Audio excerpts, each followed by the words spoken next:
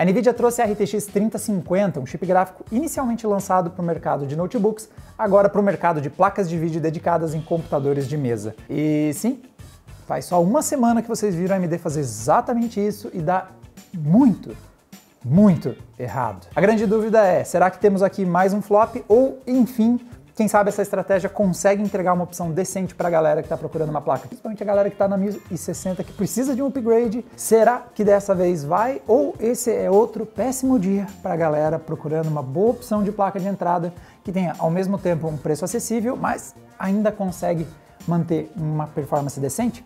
Vamos ver no resto da análise.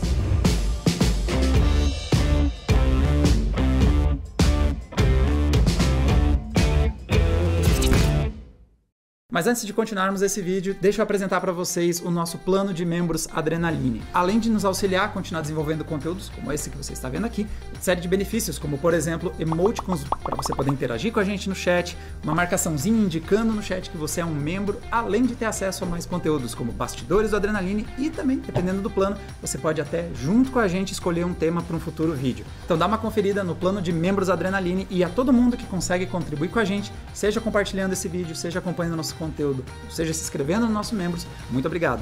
Como é regra no mercado de hardware, os produtos de entrada são baseados na tecnologia, que a gente vê nos produtos mais avançados, então aqui nós temos a mesma microarquitetura que está presente lá na 3090, 3080, mas bastante reduzida de acordo com o patamar de preço, buscando trazer um produto que tenha os novos recursos, as novas tecnologias, mas proporcional ao nível de desempenho com o preço que você está buscando pagar. Felizmente, diferente da 6500 XT, a 3050 não cortou em excesso os recursos, então ela não corta em elementos essenciais, como por exemplo a quantidade de memória. Então, diferente dos notebooks, que a 3050 tem modelos com 4 GB de memória, este cara aqui traz 8 GB de memória GDDR6, então a gente não tem um gargalo de memória de vídeo, a gente tem visto como em Full HD, para jogar em alta qualidade, você até 6 está meio apertado, você realmente, para estar tranquilo que não vai faltar VRAM, o ideal é com 8 GB. E não tem cortes estúpidos, como por exemplo linhas PCI. Então, diferente do que a gente viu com a 6500 XT, este cara aqui tem linhas PCI suficientes para rodar bem, mesmo que o seu sistema seja baseado em PCI Express 3.0. É literalmente o que a gente vai fazer no gameplay. No fim de semana a gente vai jogar de novo com aquela bancada que deu ruim, com o 6500 XT, porque a menos que as fabricantes avacalhem as linhas PCI Express, a gente sabe que é suficiente. O PCI Express 3.0 não é um update que você precisa fazer, exceto se alguém errar muito no projeto de uma placa de vídeo. Mas então, onde estão os cortes na RTX 3050? Eles estão em outras porções do hardware, como por exemplo a contagem de núcleos CUDA. Então, comparado com uma RTX 3060, que tinha na casa dos 3.500, nós temos uma redução para casa dos 2.500 núcleos CUDA. Isso é uma redução de em torno de 30% na quantidade de estruturas, uma 3060 versus uma 3050, mas principalmente para a galera que está há muito tempo procurando update, é o caso muito de quem está numa 1060, a gente está falando do dobro de núcleos CUDA, comparado com a GTX 1060 de 6 GB. Mas é claro que isso também acompanha uma redução de preço, então falando do preço oficial de lançamento, a RTX 3060 foi lançada por $329, enquanto que a RTX 3050 tem o preço de anúncio de $249. Aqui é bom eu abrir uma aspas, porque vocês sabem que o preço oficial da fabricante e realidade são duas coisas que às vezes não batem. Então a própria 3060 vem aparecendo por preço bem mais alto que esses $329 e a gente vai ver como é que vai ficar com a 3050 lá na gringa assim que ela for lançada. Bom, mas vamos para a parte que importa. Foi reduzida as estruturas de núcleos CUDA, mas o quanto isso impacta na performance? Até onde a 3050 consegue ir? Então, começando a nossa bateria de testes focando em Full HD, nós temos uma performance suficiente para rodar vários dos títulos em qualidade Ultra. Então, por exemplo, em Forza Horizon nós temos 120 frames rodando em Full HD qualidade Ultra, uma performance que é próxima da 2060 e tem uma margem maior ali para 3060, que fica uns 26%, e enquanto a RX 6600 fica ali na casa de uns 30% à frente dela.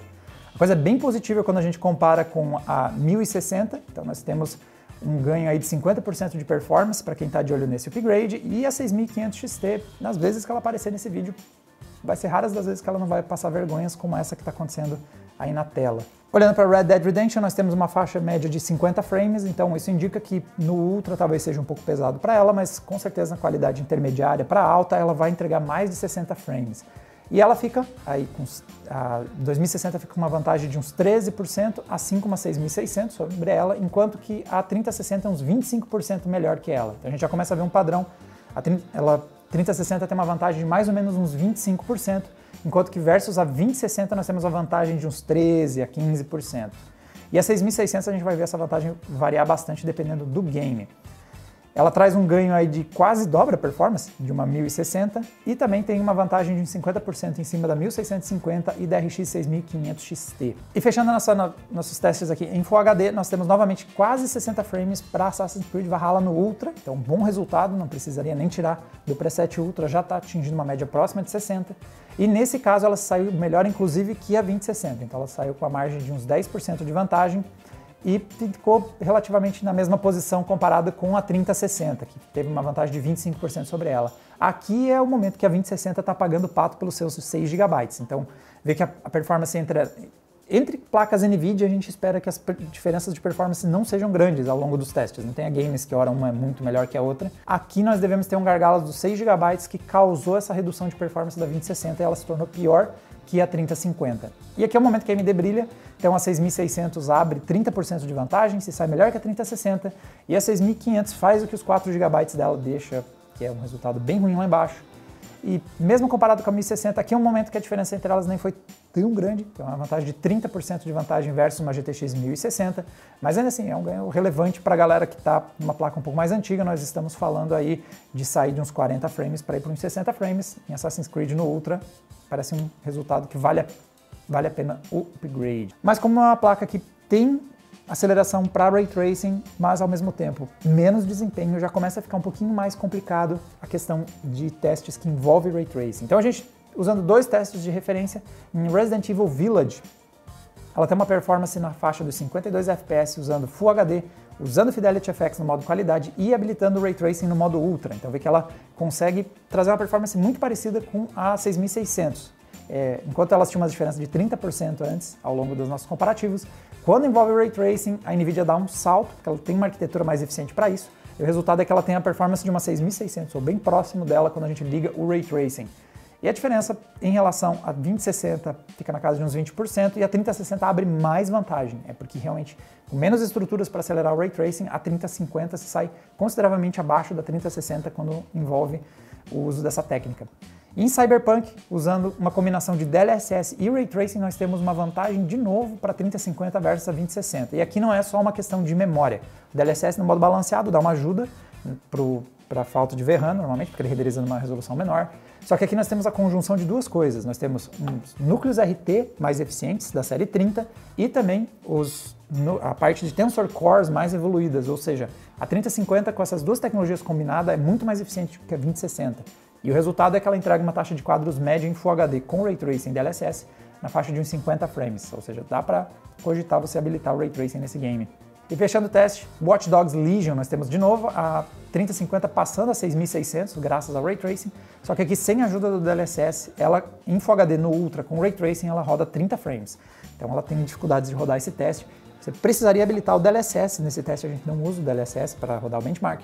Então, com a ajuda do DLSS, ela teria capacidade, provavelmente, de rodar esse game numa taxa maior, 45, 50 frames. Ou se você combina qualidade alta, maneira um pouco no Ray Tracing, com certeza ela vai ter um nível de performance que dá para combinar boa qualidade gráfica, Ray Tracing e taxas de quadros suficientes. Então, dentro do line-up da NVIDIA, a gente vê uma vantagem de uns 25 a 30% para a RTX 3060, comparada com a 3050, e a 2060 fica em torno de 10 a 15% na frente. Temos uma margem menor entre essas duas, com a 2060 ainda na frente, exceto quando a falta de VRAM dela não atrapalha a vida dessa placa. E comparado com a AMD, nós temos a 6500 XT quando ela aparece lá embaixo no gráfico, então não sei se compensa muito comparar esses dois modelos. E versus a 6600 tem uma margem bastante grande, uns 30% de vantagem quando nós temos exclusivamente a rasterização no comparativo, e quando a gente tem Ray Tracing elas acabam afunilando justamente pelo bom desempenho que a NVIDIA tem quando o assunto é Ray Tracing. Na prática, a RTX 3050 é uma placa para você jogar em Full HD em qualidade alta, mas para mim o grande truque dela é mesmo o DLSS, principalmente para quem está numa placa com uma 1060, ou talvez até pior, numa GTX 1050, está sentindo que a maior parte dos games não dá para rodar. Então, nesse momento é que o DLSS, especialmente, se torna um recurso muito relevante. Mas tem uma coisinha que a gente precisa dar uma olhada,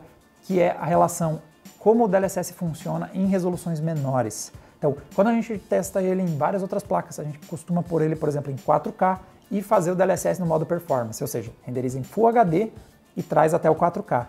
O problema é que a 3050 não tem performance o suficiente para entregar esses 4K com DLSS. Ela é uma placa mais limitada, tanto em estruturas como Tensor Cores, como na própria rasterização dela demora mais que, por exemplo, uma 3060. Então ela não tem performance para ir tão longe. E o DLSS é menos eficiente quando está em resoluções menores. Isso acontece porque o DLSS renderiza numa resolução menor e aumenta para a resolução final. O problema é que quando você está em Full HD, a gente está falando de resoluções muito baixas. Então, por exemplo, o DLSS no modo qualidade já vai renderizar em 720p.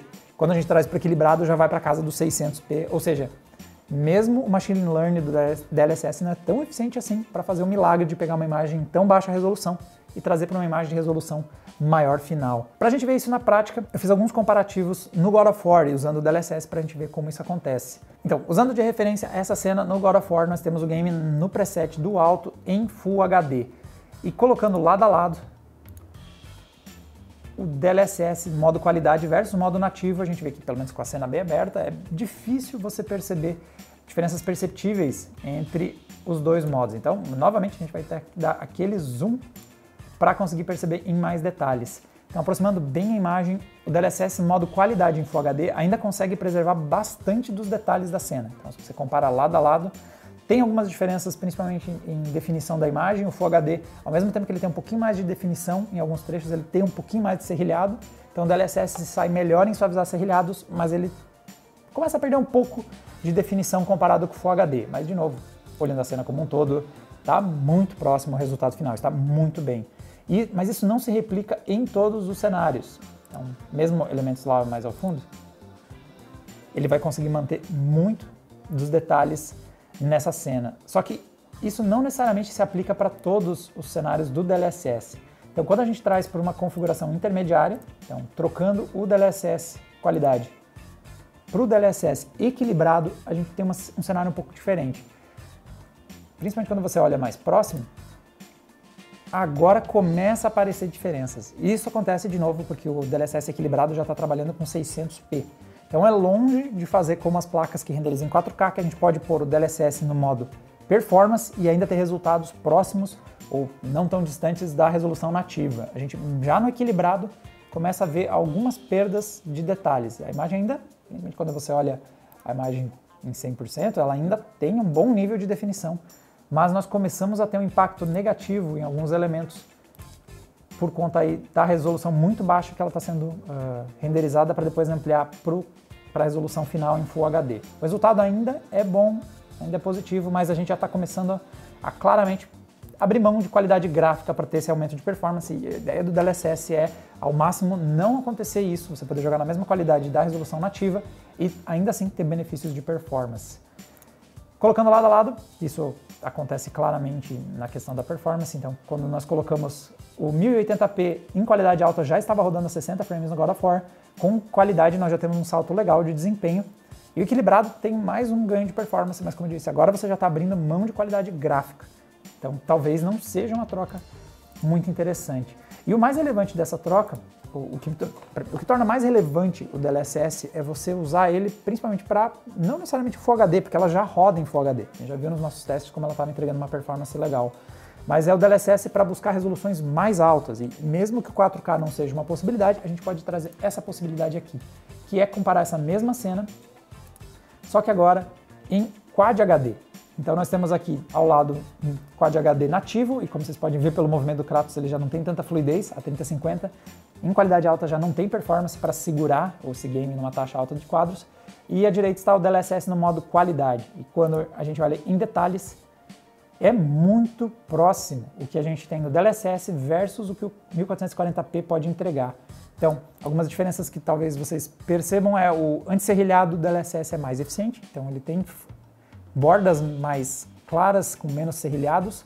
O 1440p tem um pouquinho mais de definição em alguns elementos, mas se você olhar a questão de texturas e mesmo os pequenos detalhes da cena, estão em um nível muito comparável, o DLSS e o 1440p sendo renderizados nativamente. É bem difícil dizer a diferença entre os dois. Então esse é o que eu acho que faz mais sentido para um jogador explorar com a 3050 e seu DLSS.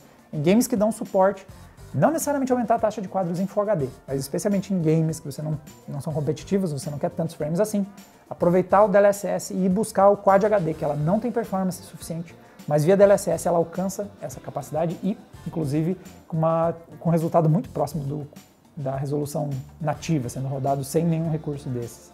E esse é um momento importante para a gente comparar ela com a rival. Então, quando a gente olha um modelo Radeon, você não tem o DLSS, mas você tem a oportunidade de usar o FSR. Então, comparando as duas técnicas, nós temos aqui à direita o FSR no modo qualidade e o DLSS no modo qualidade. Então, ambos estão renderizando próximo do 1080p no modo qualidade e expandido para 2560 por 1440.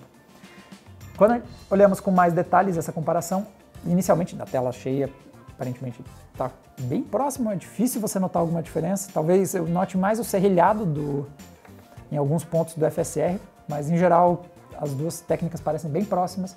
Só que quando a gente aproxima fica um pouquinho mais evidente. O FSR está trazendo muito serrilhado comparado com o DLSS, que está principalmente ali na parte da roupa com pelos ali, vê que ela está cintilando e o DLSS resolveu isso muito bem. E a definição da imagem claramente é mais alta a definição no DLSS, a imagem tem mais nitidez. Então esse é um momento que o mais justo seria comparar com o FSR no modo ultra qualidade. E aí, ainda assim, temos uma vantagem para o DLSS na nitidez. O ultra qualidade e o FSR vai renderizar uma resolução um pouco mais alta, mais próxima da resolução final. E ainda assim, temos uma vantagem para o FSR. Já que estamos falando do God of War, tem uma coisinha que eu quero destacar, que ele tem uma coisa que está me incomodando bastante com o DLSS. Então, colocando aqui outra cena, FSR ultra qualidade versus o DLSS qualidade, perceba como está bem chata essa cintilação. Então esse é um defeito que eu tenho percebido no DLSS, o FSR também traz, porque esse defeito está no jogo nativamente, se você renderizar na resolução nativa isso também acontece. E em várias cenas nós temos essa cintilação esquisita, especialmente ver como ao fundo está cintilando bem mais que o FSR. É uma coisa que o DLSS tem potencial de resolver, a NVIDIA já conseguiu no passado trazer upgrades que resolvem esse tipo de artefato, de movimento, nós tivemos problema de ghosting no passado e alguns traços. Não duvido que uma versão revisada do Machine Learning consiga resolver isso, mas hoje no God of War tem isso. Em outros games, como vocês vão ver nos comparativos e tudo mais ao longo, principalmente na nosso gameplay com essa placa, o DLSS está ótimo, a exceção são esses trechos. Mas mesmo nesses trechos que eu estou reclamando, se você parar e reparar na freia, veja como ela tem claramente uma definição melhor, os elementos dela, da roupa, estão com uma definição mais alta no DLSS do que no FSR. Então, com exceção dessa cintilação, em geral, o DLSS se sai melhor. Então é um recurso bastante relevante por conseguir um bom nível de performance unido com essa questão da qualidade gráfica final ser muito pouco afetada. E quando a gente coloca na ponta ali da performance, a 3050 fica interessante a batalha dela com a 6600. Então, em qualidade ultra, esse comparativo, nós temos a 3050 entregando em torno de 40 frames, enquanto que a 6600 entrega 46. Nós temos uma margem não tão grande de diferença de performance entre elas, comparado com outros testes, elas estão ali uns 10% de diferença. Agora, quando a gente habilita o DLSS no modo qualidade, a 3050 sobe para 51 frames e a 6600 vai para 61 com o ultra qualidade, que seria a melhor comparação em termos de qualidade é o DLSS em qualidade versus o FSR em ultra qualidade. Mas nesse cenário, de novo, como eu mostrei para vocês, o DLSS, tirando as cintilações, aqueles momentos esquisitos do God of War, ele tem um resultado maior. Esse é um daqueles momentos em que quem está vendo a análise precisa decidir o quanto achou o DLSS melhor que o FSR, porque isso não é uma coisa que eu consigo pôr em barras e dizer que é 10% melhor o DLSS versus o FSR. Na minha experiência usando, é perceptível a definição maior da imagem do DLSS e o resultado final mesmo em Full HD, mas especialmente em Quad HD é bem melhor. Nós temos vantagens para o DLSS versus o FSR, mas o FSR não se sai tão mal. Então, não sei como vocês perceberam nas imagens anteriores, eu vejo a vantagem do DLSS, mas eu não acho que o FSR seja um recurso que ficou tão atrás comparado com o DLSS. E esse é um dos cenários que pode criar uma situação de vantagem para a 3050 versus, por exemplo, uma RX 6600, porque ela consegue entregar a resolução Quad HD e via DLSS buscar performance para, quem sabe, se embolar ou, dependendo do cenário, até ficar à frente do modelo da Radeon. A placa da AMD também pode ter ganhos de performance via FSR, mas já começa a ter os defeitos que eu mostrei, tem aqueles efeitos negativos que a gente viu no comparativo. Não é tão desvantajoso, mas ainda assim o FSR não está no mesmo nível que o DLSS. Então, dessa vez faz sentido ter um chip de notebook em seu desktop. Em primeiro lugar, diferente da 6500 XT, a gente não tem uma placa aqui que foi impossibilitada de entregar performance via economias bobas. Então, ela é muito capaz de rodar Full HD em qualidade alta, ela consegue encarar o Quad HD, principalmente com a ajuda do FSR e do DLSS. Você consegue conferir mais a fundo todas essas impressões que a gente teve com gameplays em um vídeo que a gente vai lançar esse fim de semana, com gameplay com a 3050, então vocês conseguem ver vários títulos que a gente testou e o nível de desempenho que ela entrega. Mas ela não fica devendo desempenho, ela é uma placa bem capaz de rodar Full HD e às vezes até Quad HD. E mantendo algumas coisas indispensáveis, como por exemplo uma boa quantidade de conexões de vídeo, ao invés de só duas, que aconteceu na 6500, e também ter recursos como por exemplo acelerar via NVENC o streaming. Você tem uma placa aqui que tem um bom nível de desempenho, que tem bastante recursos e principalmente para a galera que está ou numa 1050 ou numa 1060, que são placas que realmente estão lutando para rodar às vezes em Full HD qualidade baixa, ou no caso da 1050 ela realmente não está conseguindo encarar bem os novos lançamentos, está com sérios problemas de resolução e qualidade gráfica para conseguir isso. Aqui nós temos um upgrade que vai te tirar dessa situação e vai tornar possível de novo jogar todos os jogos com bom nível de qualidade e às vezes até brincar com Ray Tracing, dependendo da configuração gráfica que você buscar. Mas ela tem bastante cortes comparado com a RTX 3060 e é aí que entra a parte mais complexa. Ela chegou com um nível de performance relativamente próximo com a 2060, mas chegou levemente abaixo dela. E hoje em dia no Brasil a placa a 2060 é vendida na faixa dos R$ 3.500, que é o mesmo preço que é vendida a Radeon RX 6600, que também está aí aparecendo na faixa de uns R$ 3.500. Outra placa relevante nesse comparativo é a 3060, que no exterior ela tem o mesmo preço de lançamento da 6600, mas a realidade brasileira é bem diferente. A 3060 está muito cara. Ela é encontrada a partir de uns 4.500, mas sendo mais realista, você vai encontrar ela R$ 5.000 ou mais. Então, em teoria, ela deve ter o mesmo preço sugerido que a 6.600, mas tem uma cratera em relação ao preço das duas. Então, como você pode ver, o que os fabricantes falam e o que a gente vê, são duas realidades que às vezes não coincidem, e esse é um bom exemplo. Isso coloca a 3050 num cenário muito complicado, com seu custo acima dos R$ 3.000, porque aproxima ela muito de placas como a RTX 2060, que tem o problema da memória de vídeo, então definitivamente os 8 GB da 3050 são melhores nesse cenário, mas ao mesmo tempo em vários outros ela fica uns 10% à frente. Então a 2060 tem uma vantagem de performance e é o tipo de coisa que memória de vídeo você resolve trocando a qualidade das texturas, às vezes já é o suficiente para você resolver essa diferença. Então a 2060, mesmo tendo menos desempenho em cenários de Ray Tracing e DLSS, ao longo dos nossos testes costumou ficar na frente dela. E preço muito próximo faz a gente tender a não ver vantagem na introdução da 3050 e ainda por cima torna ela complicada versus a 6600, que pode não ter o DLSS, pode não ter recursos como o NVIDIA Broadcast, algumas coisas relacionadas às RTX série 30, mas tem uma performance bem mais alta em rasterização, em alguns games ela abre 30% de vantagem.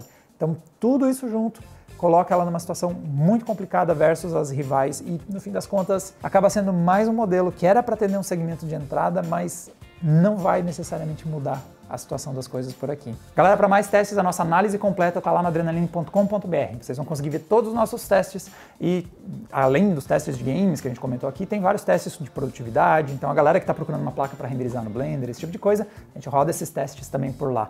E para quem quer ver ela em ação, no fim de semana nós vamos fazer um gameplay, então vocês vão poder ver essa placa rodando vários games em Full HD e também com DLSS em Quad HD, o que a gente conseguiu ajustar e a qualidade que deu para rodar o game bem. E a gente se vê numa próxima. Tchau, tchau!